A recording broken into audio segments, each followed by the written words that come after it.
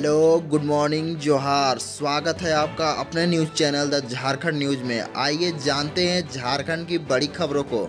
पहली बड़ी खबर की बात करें तो झारखंड के किसानों को मिली राहत। हेमंत सरकार ने माफ किया 980 करोड़ का कर्ज। झारखंड मुक्ति मोर्चा नीत सत्ताधारी गठबंधन ने गुरुवार को राज्य के लगभग 2.5 लाख किसानों के 980 करोड़ रुपए का ऋण माफ करने की घोषणा की है। झारखंड के कृषि, पशुपालन एवं सहकारिता मंत्री तथा कांग्रेस नेता बादल पत्रलेख ने 2,46,012 किसानों के 50,000 रुपये तक का ऋण माफ करने की घोषणा करते हुए कहा कि राज्य सरकार किसानों का कर्ज माफी को लेकर कृत संकल्प है। उन्होंने कहा कि झारखंड कृषि ऋण माफी योजना हमारी सरकार की महत्वपूर्ण योजनाओं में से एक है। बादल ने कहा, हमारी सरकार ने बजट में कर्ज माफी की घोषणा की थी और हम निरंतर इसे आगे बढ़ाने का काम कर रहे हैं। उन्होंने कहा, इस योजना से उन किसानों के चेहरे पर खुशी आई है जो कर्ज में डूबे थे। ज्ञात है कि राज्य सरकार ने वर्तमान वित्त वर्ष के बजट में किसानों की कर्ज माफी के लिए 1,000 करोड़ रुपए की व्यवस्था की थी। गौरतलब है कि दिसंबर 2019 के विधानसभा चुनावों के अपने चुनाव घोषणा पत्र में कांग्रेस ने किसानों के 2 लाख रुपए तक का ऋण माफ करने का वादा किया था। अगली बड़ी खबर की बात करें तो एक आईएएस और 3 जेएएस अधिकारियों की हुई ट्रांसफर पोस्टिंग, जाने कौन कहां गए। 2017 बैच के भारतीय प्रशासनिक सेवा के अधिकारी हेमंत सत्ती का साहिबगंज ट्रांसफर कर दिया गया है। वहीं झारखंड प्रशासनिक सेवा के 3 अधिकारियों का भी तबादला हुआ है। इस संबंध में शुक्रवार को क्रमिक प्रशासनिक सुधार एवं राजभाषा विभाग ने अधिसूचना जारी कर दी है। खूंटी के एसडीओ हेमंत सत्ती को स्थानांतरित करते हुए अगले आदेश तक साहिबगंज का एसडीओ बनाया गया है। श्री सत्ती को साहिबगंज अनुमंडल के लिए कार्यपालक दंडाधिकारी की शक्तियां भी प्रदान की गई है। इसके अलावा झारखंड प्रशासनिक सेवा के अधिकारी साहिबगंज के एसडीओ पंकज कुमार साव को स्थानांतरित करते हुए अगले आदेश तक पाकुड़ का एसडीओ बनाया गया है। वहीं उच्च तकनीकी शिक्षा एवं कौशल विकास विभाग रांची के सचिव कुंदन कुमार को स्थानांतरित करते हुए अगले आदेश तक बगोदर सरिया गिरिडीह का एसडीओ बनाया गया है। झारखंड प्रशासनिक सेवा के अधिकारी प्रभात कुमार को पाकुड़ एसडीओ पद से स्थानांतरित करते हुए अगले आदेश तक कार्मिक प्रशासनिक सुधार तथा राजभाषा विभाग रांची में योगदान देंगे। अगली बड़ी खबर की बात करें तो झारखंड में मैट्रिक व इंटरमीडिएट के रिजल्ट की तैयारी जोरों पर, जानिए कब आ रहा है रिजल्ट। झारखंड में मैट्रिक व इंटरमीडिएट की रिजल्ट की तैयारी जोरों पर है। फॉर्मूला तय होने के बाद इसमें तेजी आ गई है। 7 जुलाई तक राज्य के सभी स्कूलों व कॉलेजों को इंटरनल असेसमेंट का अंक देने का निर्देश दिया गया है। ऐसी संभावना है कि मैट्रिक इंटर का रिजल्ट 20 जुलाई तक आ सकता है। झारखंड में मैट्रिक इंटरमीडिएट की परीक्षा 2021 के परीक्षार्थियों के मूल्यांकन की प्रक्रिया तय कर दी गई है।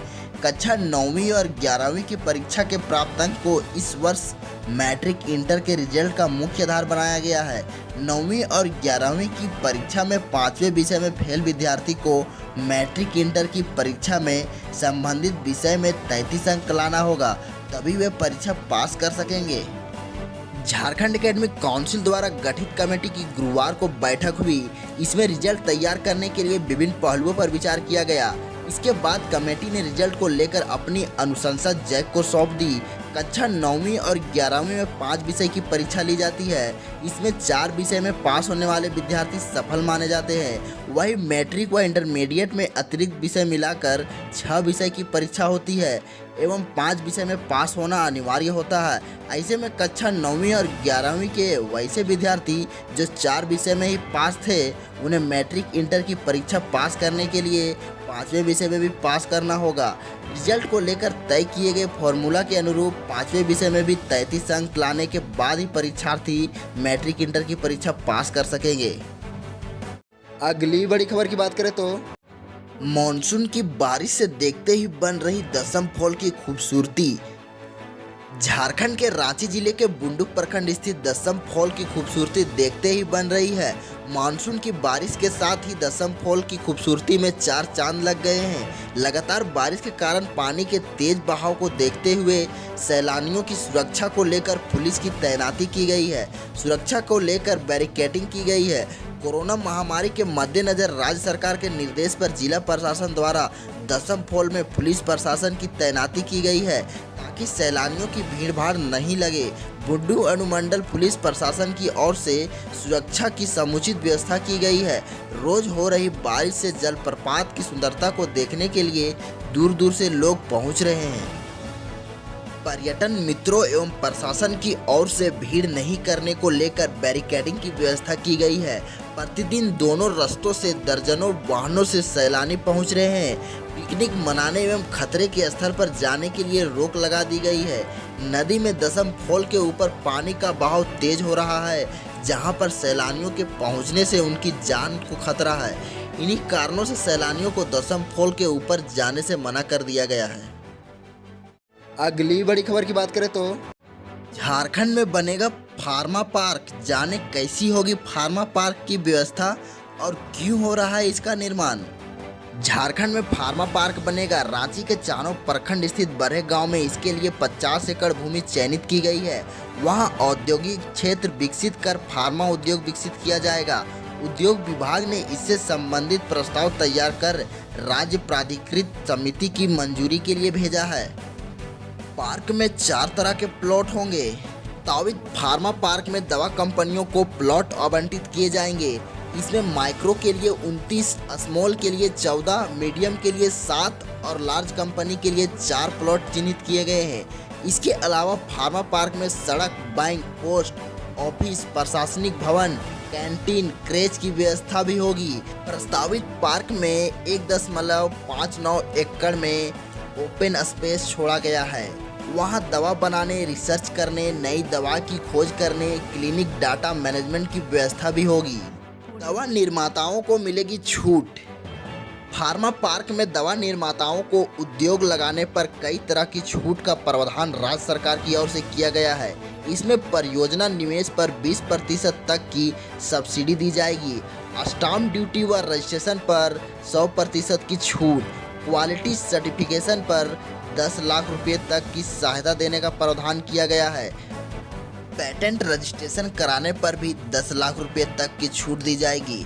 इसके अलावा जीएसटी अनुदान के रूप में 75 से 80% तक की छूट के साथ 5% इंटरेस्ट सब्सिडी भी प्रदान की जाएगी। अगली बड़ी खबर की बात करें तो रामगढ़ के कुली कोजिया घाटी की सड़क पर बहने लगा पेट्रोल और डीजल, मची अफरा तफरी। जाने क्या है मामला।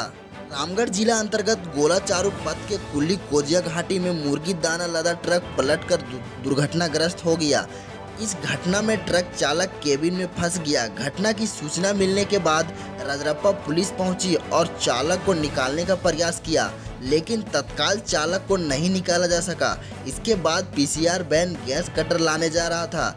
इस बीच एक दूसरे टैंकर ने अनियंत्रित होकर पीसीआर वैन को जोरदार टक्कर मार दिया, जिससे टैंकर पीसीआर वैन के ऊपर ही पलटकर दुर्घटनाग्रस्त हो गया और टैंकर से पेट्रोल डीजल सड़क पर बहने लगा। गनीमत रही कि यहां आग नहीं लगी। घटना के बाद यहां कुछ देर के लिए अफरा तफरी मच गई। हालांकि पीसीआर वैन में बैठे अवर निरीक्षक अमर शुक्ला सहित कई पुलिसकर्मी व चालक शंकर बाल बाल बच गए। पीसीआर वैन के पिछले हिस्सा में टैंकर पलटने के कारण एक बड़ा हादसा टल गया। उधर पुलिस कांग्रेस नेता सुधीर मंगलेश एवं स्थानीय ग्रामीणों के अथक प्रयास के बाद केबिन में फंसे चालक चरही निवासी निरंजन करमाली को 4 घंटे बाद बाहर निकाला जा सका। इसे गंभीर चोटें आई है। इसका एक पैर भी टूट गया है। इसका प्राथमिक इलाज गोला के सामुदायिक स्वास्थ्य केंद्र में करने के बाद रिम्स रेफर कर दिया गया। बताया जाता है कि मुर्गी दाना लदे ट्रक का ब्रेक फेल होने के कारण घटना हुई है। इस घटना के बाद इस मार्ग में कई घंटे यातायात बाधित रहा। लगभग 2 घंटे तक सड़क जाम रहा, जिस कारण गोला के डीवीसी चौक में ही वाहन को रोककर रामगढ़ होते हुए भेजा गया। उधर पुलिस ने दुर्घटनाग्रस्त वाहनों को जब्त कर लिया है।